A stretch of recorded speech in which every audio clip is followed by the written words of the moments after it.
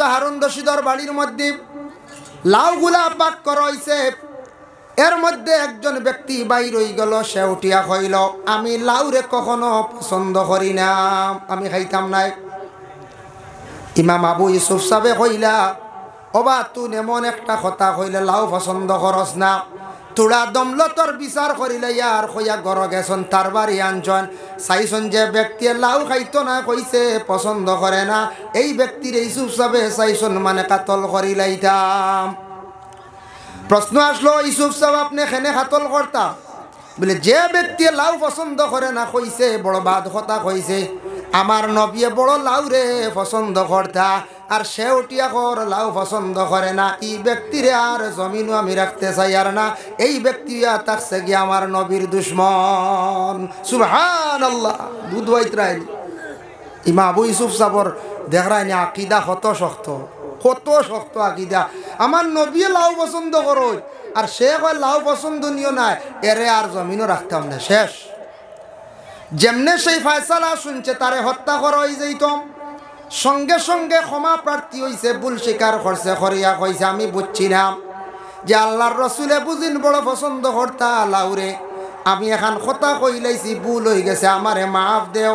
আল্লাহও মাফ দিতে আমি জীবনে আর ইলা কইতাম নাই। মোল্লা জীবন রহমতুল্লাহি তাআলা আলাইহি একদিন বাজারে গেছেন, গিয়া দেখছেন বড় বড় লাউ, তান কিন্তু চিনন না। মালিক রে কইছেন, ও ভাই এগুলা কি? বলে এগুলো হইল আত্মীর ডিম। আত্মীয় কোনোদিন ডিম দেন না, না আত্মীয় কোনোদিন ডিম দে না, তাই না আত্মীর ডিম কইয়া লইয়া আই গেছেন বাড়ি। আনার পরে ঘরের বিবিরে কইলা, গো বিবি, আজকে বাজার থাকি আচানক এক জিনিস পাইছি, আনছি। বলে কি? বলে আজকে বাজারও আত্মীর ডিম পাইলাইছি, সুন্দর করে ওগুলা পাক করো। ঘরের বিবিয়ে কইলা, গো স্বামী, তোমারে খে কইছি এগুলা আত্মীর ডিম, এটা তো আত্মীর ডিম না, ইউ খাওয়ার একটা সবজি, এটা হইল গিয়ে খদুম। বলে না না, বিক্রেতা যে ব্যক্তি বিক্রি করছে সে কইছে এটা আত্মীর ডিম। বলে না, এটা হইল গিয়ে খদু মানে লাউ। বলে না, এই ব্যক্তি কইছে এটা হইল গিয়ে আত্মীর ডিম। বলে আপনি খেনে বারবার হয়, এই ব্যক্তি মিথ্যা কথা কইছে, মিছা মাতিছে। ওই সময় ঘরের বিবিয়ে হওয়ার পরে স্বামী উঠিয়া কইলা, মোল্লা জীবনে বলে এটা হাসাও কইতরায়নি, আমি দেখছি সেই মানুষটা আসলো মুসলমান, আমি জানি মুসলমানে মিছা মাতে না। কতটুক শক্ত আকিদা মোল্লা জীবন যাব, কইতরা মুসলমানে মিছা মাতে না, এটা কিতা হইব আত্মীর ডিম। বুঝতে পাইছিল আত্মীর ডিম কইছে, তাই আত্মীর ডিম লইয়া আইছে। কতটুক শক্ত তা না আকিদা, যেন মুসলমানে মিছা মাতে না। আমরা মিছা মাতি নানি মাঝে মাঝে, মাঝে মাঝে মাঝে মাতিওলা নেন, জি হয় যে মাঝে মাঝে আমরা মিছা মাতি, জি হয় মাঝে মাঝে তোরা তোরা মনে করছেন। এক মেজাবে কইছিল, এই খাঁচা মারি চুরি করলে কিচ্ছু নাই, তাই থাবড়ার আগে এবু থাবড় হয়তো হইব, তোলা মিছা মাঝে মাঝে মাতিলে কিচ্ছু নাই মনে করছেন না। আর একবারও মিছা মাতিতাম না, একটা ব্যতিক্রমে আই গেছি, তৌবা করতাম, এটা হইল গিয়া গুনাহ কবিরা। আল্লাহর বান্দাগান এইভাবে বাদশাহ হারুন রশিদর বাড়ির মধ্যে লাউগুলা পাক করা হইছে। এর মধ্যে একজন ব্যক্তি বাইর হয়ে গেল, সে উঠিয়া কইল, আমি লাউরে কখনো পছন্দ করি না, আমি খাইতাম নাই। ইমাম আবু ইউসুফ সাহেব কইলা, ওবা তুই এমন একটা কথা কইলে লাউ পছন্দ করস না, তোরা দমলতর বিচার করিলে ইয়ার কইয়া গর গেছন, তার বাড়ি আনছন, চাইছন যে ব্যক্তি লাউ খাইতো না, কইছে পছন্দ করে না, এই ব্যক্তির ইউসুফ সাহেব চাইছন মানে কাতল করিলাইতাম। প্রশ্ন আসলো, ইউসুফ সাহেব আপনি খেনে কাতল করতা? বলে, যে ব্যক্তি লাউ পছন্দ করে না কইছে বড় বাদ কথা কইছে, আমার নবিয়ে বড় লাউ রে পছন্দ করতা, আর সে উঠিয়া কর লাউ পছন্দ করে না, এই ব্যক্তিরে আর জমিনও আমি রাখতে চাই আর না, এই ব্যক্তি থাকছে গিয়ে আমার নবীর দুশ্মন। সুবহানাল্লাহ। বুধবাইতরাই ইমা আবু ইউসুফ সাবর দেখরাইনি আকিদা কত শক্ত, কত শক্ত আকিদা। আমার নবী লাউ পছন্দ করো, আর সে কয় লাউ পছন্দ নিও না, এরে আর জমিনও রাখতাম না, শেষ। যেমনে সেই ফয়সালা শুনছে তারে হত্যা করা হয়ে যাইতাম, সঙ্গে সঙ্গে ক্ষমা প্রার্থী হইছে, ভুল স্বীকার করছে, করিয়া কইছে, আমি বুঝছি না যে আল্লাহর রসুলে বুঝিন বড় পছন্দ করতা লাউরে, আমি এখন কথা কইলাইছি, ভুল হয়ে গেছে, আমারে মাফ দেও। আল্লাহও মাফ দিতে আমি জীবনে আর ইলা হইতাম নাই। আল্লাহর বন্দেগানের জন্য বিশেষ করিয়া আরব দেশের মধ্যে কিছু কিছু জায়গার মধ্যে এইভাবে আমার নবীর পিছনে অনেক সময় সমালোচনা করতা, কিন্তু রাসূলুল্লাহ সাল্লাল্লাহু আলাইহি ওয়াসাল্লামে বড় ধৈর্য ধারণ করছেন, সবর করছেন। নবী যে যদি ধৈর্য ধারণ করতা না, সবর যদি করতা না, দ্বীনে ইসলাম রে কিভাবে রাসূলুল্লাহ জমিনে টিকাইয়া গেলা। অনেক খাদিজারে রাসূলুল্লাহ বিবাহ করার পরে একদিন রাত্রির বেলা খুব পেরেশানির হালতে ঘরের মধ্যে বিছনার মধ্যে রাসূলুল্লাহ শোয়া অবস্থায়, ইলা কিন্তু কোনদিন রাসূলুল্লাহ খাদিজারে কোনদিন এইভাবে ফাঁসি সন্ন্যাম। কোন ফাঁসনি? স্বামী গর স্ত্রী ওগুলোরে ফাঁসিতাম পারি না, ফাঁসতা না, ফাঁসিতাম জাইজ আছে, ফাঁসনি ফাঁসিতা হতা আনিয়া দাও, হতা আনিয়া দাও। এতে সব সময় না গরের বিবি ওগুলোরে মনে করিলেন যদি বান্দি বেটি মনে করিয়া ব্যবহার করে, তাহলে তো এটা মুশরিকদের কালচার আসলো। মুশরিক হলে বেশিরভাগ তাদের স্ত্রী হলের এটা গুলাম বান্দি মনে করতাম। হযরতে খাদিজাতুল কুবরারে আল্লাহর রাসূল একদিন মাত্র কইছেন, ওগো খাদিজা, কলিমার দাওয়াতের জন্য বাইরে গেছলাম, দূর জায়গার তাকে আসতে শরীরের মধ্যে আজকে কিছু বেদনা হইছে শরীরের মধ্যে। এক রাওয়ায়াত দেখলাম বলে খাদিজা নিজে রাসূলুল্লাহ কমজোর দেখিয়া কইলে, ইয়া রাসূলুল্লাহ, আপনার শরীরটা আমি কিছু মালিশ করিয়া দেই, আপনি বড় কষ্ট হইতে আজকে বুঝিয়ার বড় পেরেশানি হালত। যাই হোক, সেই দিন রাসূলুল্লাহ সাল্লাল্লাহু আলাইহি ওয়াসাল্লামের শরীর মোবারকের দিকে নজর পড়ল, ধ্যান পড়ল খাদিজার। সামান্যতম ছোট্ট ছোট্ট কালো রঙের দাগ দেখিয়া খাদিজা চকুর পানি ছাড়ন। খাদিজা খান্দন আরম্ভ করুন। রাসূলুল্লাহ জানান, খাদিজা তুমি কেনে খান্দ? বুঝলাম না গো খাদিজা। বলে, ইয়া রাসূলুল্লাহ, ছোটবেলা আপনার মার আদর যত্ন তেমন পাইছেন না, জন্মর পূর্বে বাবা জমিন থেকে বিদায় হইছেন। আপনার চাচা আবু তালিবে জীবনে যতটুকু আপনার আদর যত্ন করছেন, খাদিজা জীবনে, হালিমায় জীবনে লালন পালন করছেন। হয়তো ছোটবেলা কোনো ধরনের শরীর মনে হয় কোনো রোগ হইছিল, ফসা জাতীয় কোনো রোগ হইছিল নি, ফুটলি জাতীয় কোনো রোগ হইছিল নি। ইয়া রাসূলুল্লাহ, আমি আপনার শরীরে কিছু দাগগুলা দেখি আমি নিজে বড় খান দিয়ার আফসোস করিয়ার। আল্লাহর রাসূলে খাদিজার উত্তর দিলা, না গো খাদিজা, জীবনে আমার শরীরের মধ্যে এই ধরনের কোনো বেমার হইছে না, এই ধরনের কোনো বেমার নাই, কিন্তু শরীরের মধ্যে একটু তুমি দাগ দেখতে পাইছ, এগুলা একমাত্র কলিমার দাওয়াত দিতে কোনো জায়গার মধ্যে আমি পাথরের পর্যন্ত ইটা খাইছি, কোনো জায়গার মধ্যে মাটির মধ্যে আমারে ফেলাইয়া টানা হয়েছে, ও শরীরের মধ্যে কিছু আমার সামান্য তুমি দাগ দেখতে পাইছ।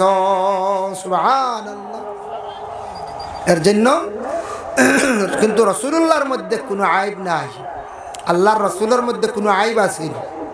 জি না, আইব নাই আল্লাহর রাসূলের কাছে।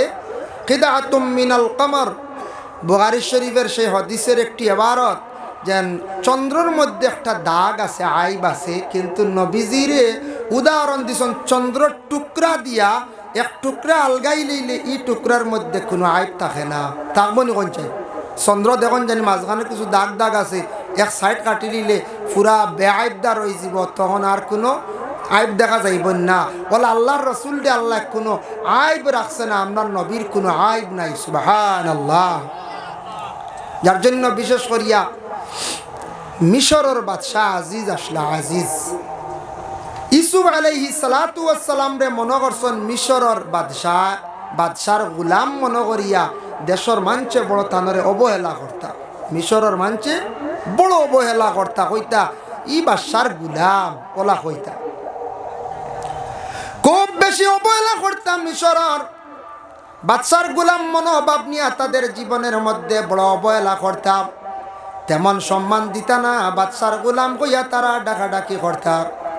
আল্লাহর যাতে ইউসুফ নবীরে কতটুক সম্মান মর্যাদাশীল জমিন আল্লাহ বানাইল, এমন অবস্থা হইল মিশরের জমিনের মধ্যে কহত সালে অভাবে দেখা দিল, এমন মহামারীয়ে দেখা দিল, এমন পর্যায়ে তারা পৌঁছিলা, আস্তে আস্তে তারা সম্পদ সারা বিক্রি করা আরম্ভ করলা, খে লইতারে লইতে লইতে হজরতে ইউসুফ আলাইহিস সালাতু ওয়াস সালামের কাছে তাদের অনেক পালিত প্রাণীগুলাও বিক্রি করলা, অনেক সামান জিনিসগুলাও তারা বিক্রি করলা। শেষে দেখা যায় হজরতে ইউসুফ আলাইহিস সালাতু ওয়াস সালামে কি করছেন, সারা তারার সামান লই লাইছন, সারা সামান লই লিছেন। বুঝবাইতরাই তারা অবহেলা করছে, গোলাম মনে করিয়া অবহেলা করছে।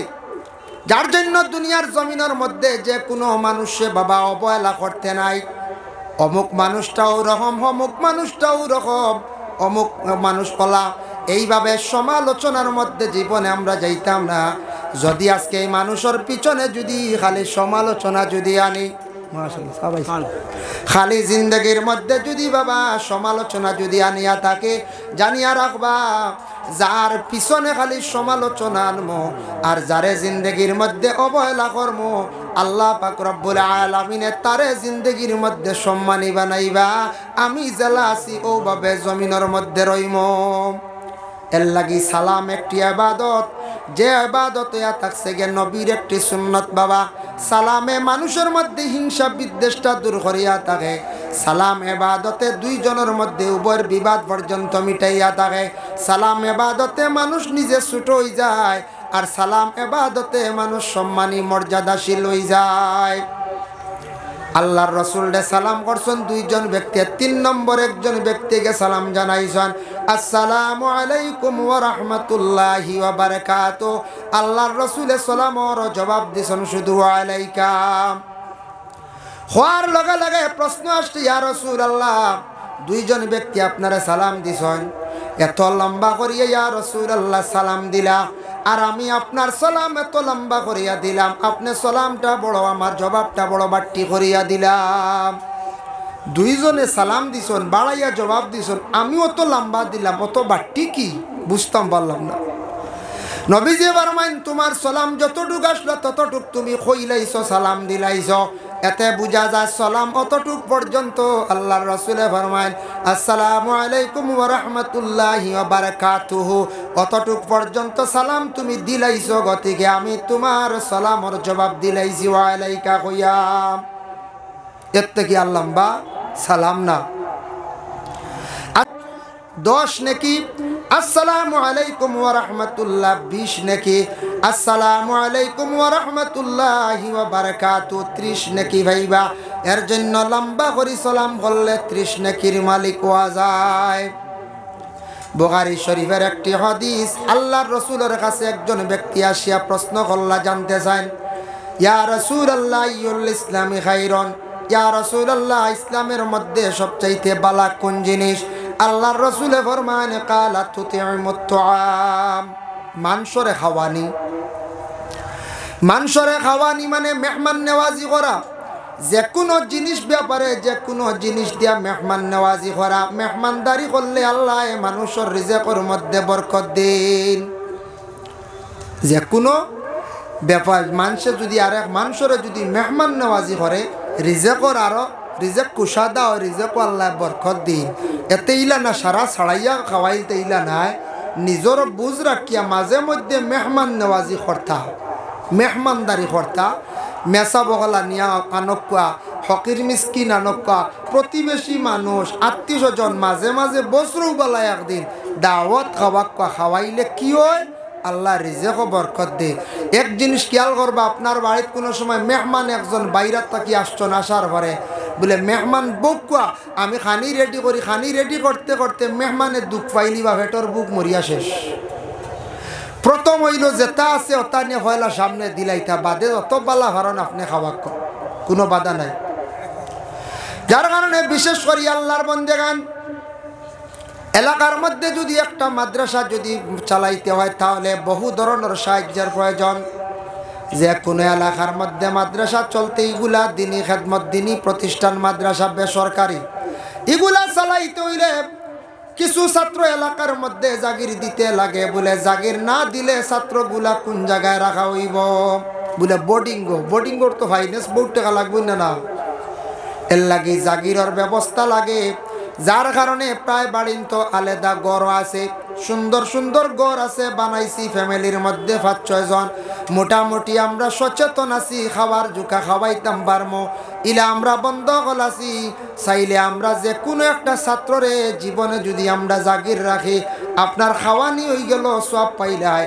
আর যদি ছাত্রটা পড়িয়া আলিম হয়ে যায়, হাফিজ হয়ে যায়, মরণের পরে দেখবা জাগির বাড়ির বেটার জানাজা তাইব, জাগির বাড়ির বেটির জানাজা তাইব।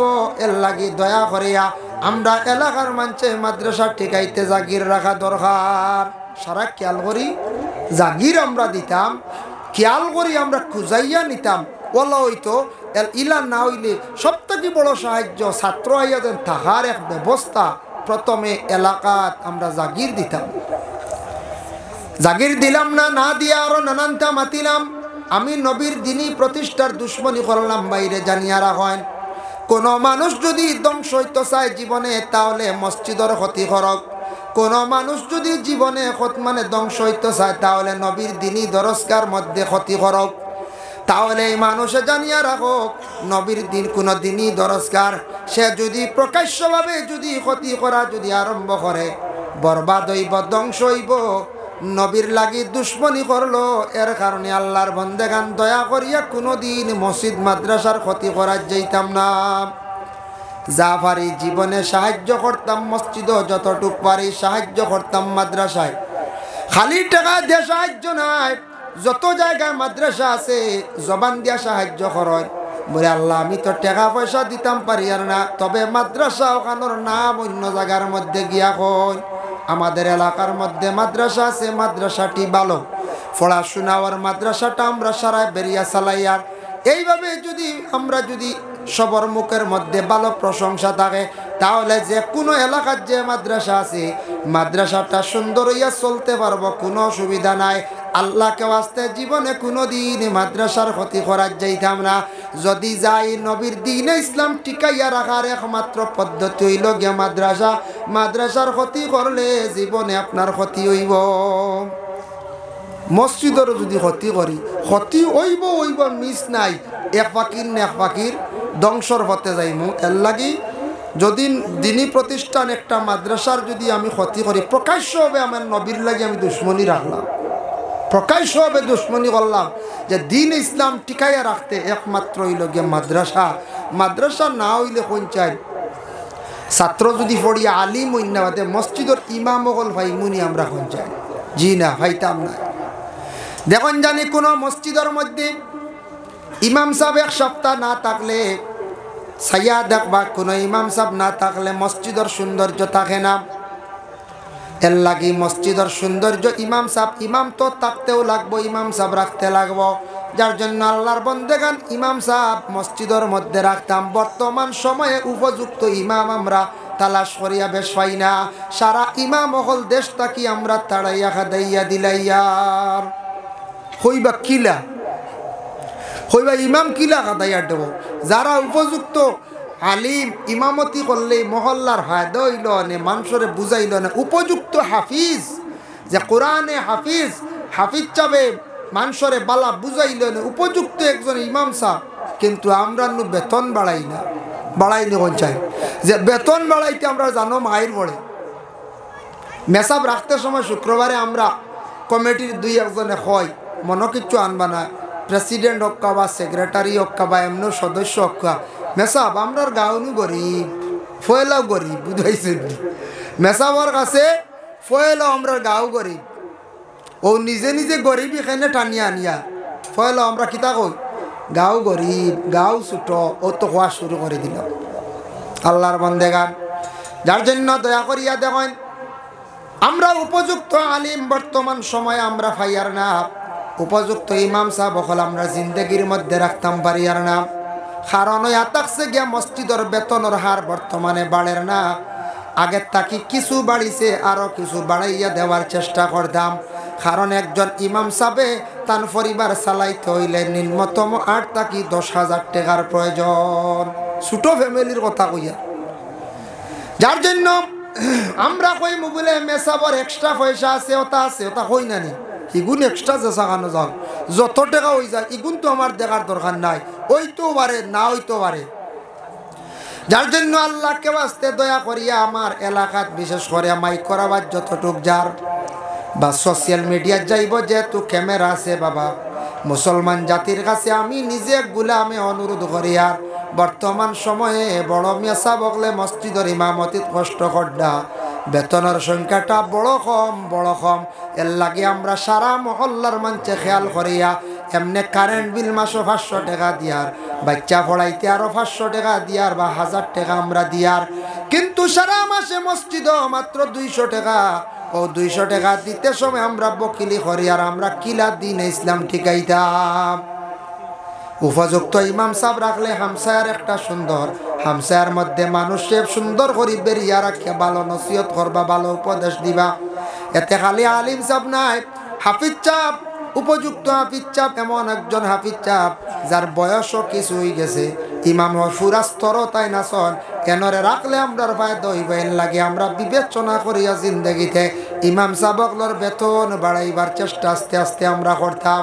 নতুবা ইমাম হইলা মহল্লার সর্দার সপ্তাহ সম্মানী বাবা, যে ইমাম সাহেবের সামনে আমরা রাখিয়া পিছনে আমরা নমাজ পড়ি, ও ইমামরে আমরা জমিনের মধ্যে আরো সম্মানের পাত্র মনে করিয়া ব্যবহার করতাম।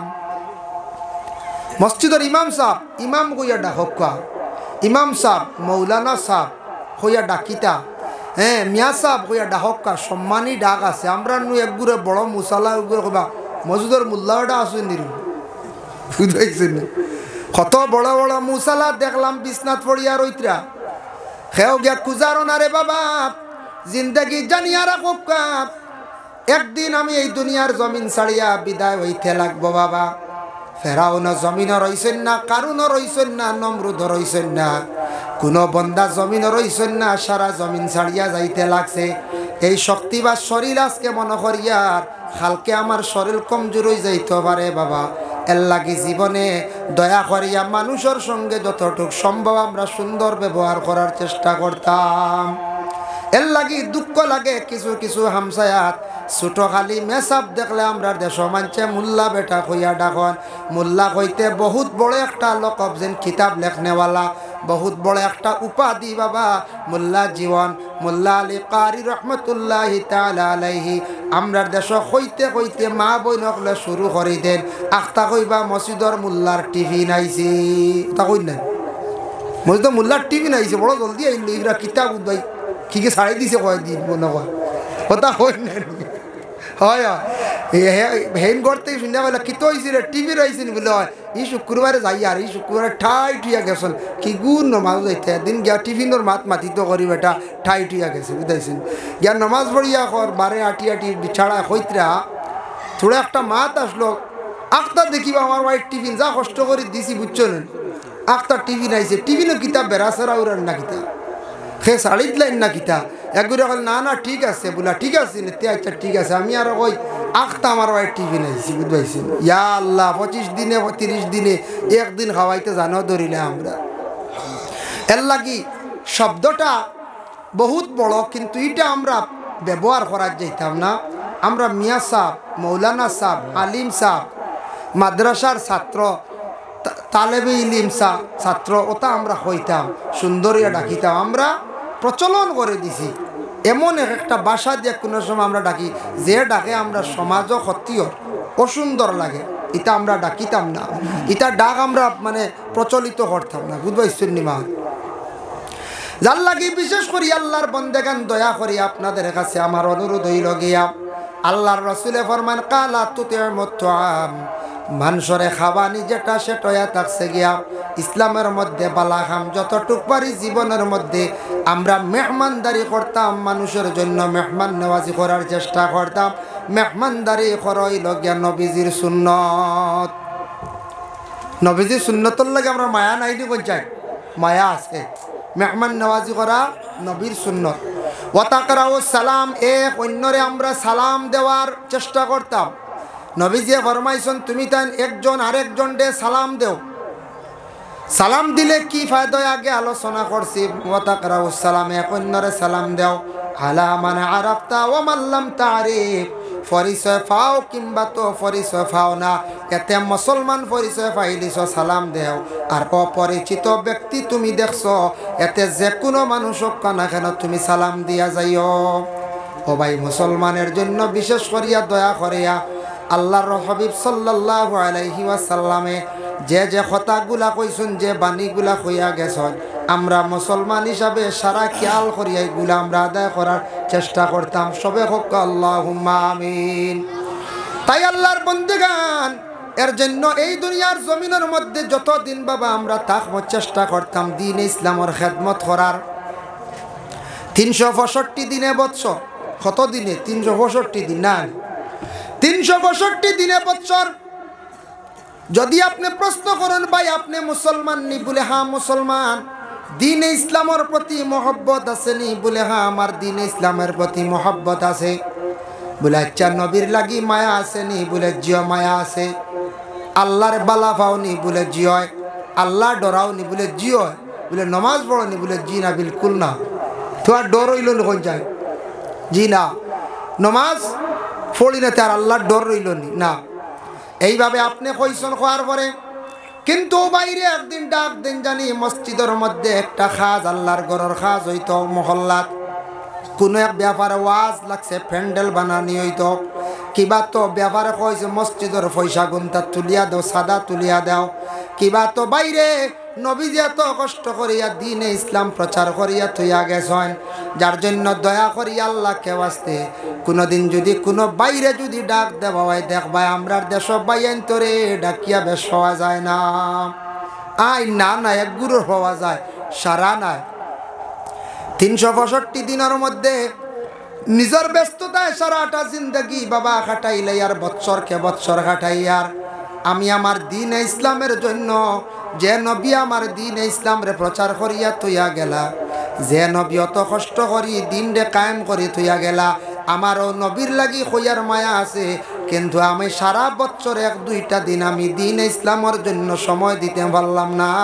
আহারে বড় দুঃখ লাগে আমার জীবনে। আমার কিছু বাইয়ান্তরে ডাকিয়া কোনো দিন ই বাবতে আনা যায় না। ইলাও কিছু বাইয়ান আসন কইবা না না, এটা ওয়াজ করিয়া বেকার, নাইট খেলা এগু করাই দি। নাইট খেলা হয় না গণ গণ। এখন কি জাত ফ্যাশন খেলা আরম্ভ হয়েছে, লাইটে আকর্ষণ আনছি।